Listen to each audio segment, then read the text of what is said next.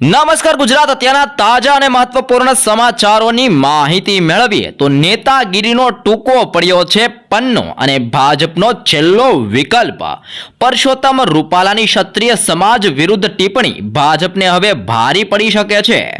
ભાજપના ક્ષત્રિય નેતાઓની કાકલુંદી છતાંય પણ આંદોલન થાળે પડે નહીં તેમ જોવા મળ્યું છે। ગ્રામ્ય સ્તરે વિરોધ વંટોળ યથાવત જોવા મળ્યો છે।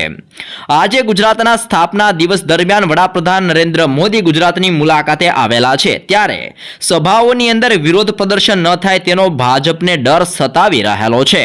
ક્ષત્રિય આંદોલનને ઠારવા માટે ભાજપનો પન્નો ટૂંકો પડતો જોવા મળ્યો છે। હવે ભાજપ માટે નરેન્દ્ર મોદી એક માત્ર સહારો છે।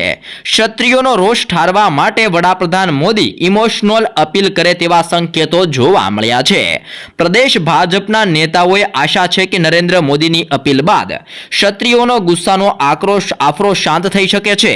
બીજી તરફ ભાજપ અને સરકારને એ પણ ડર છે કે જો મોદીની સભાની અંદર ક્ષત્રિય વિરોધ કરશે તો ભાજપની રાજકીય ઇમેજને ધક્કો પહોંચી શકે છે। ભાજપને એવો ભય સતાવી રહ્યો છે કે લોકસભાની ચૂંટણી પછી આ સ્થિતિ રહી તો ભાજપને ક્ષત્રિય મતદારો ગુમાવવા પડી શકે છે।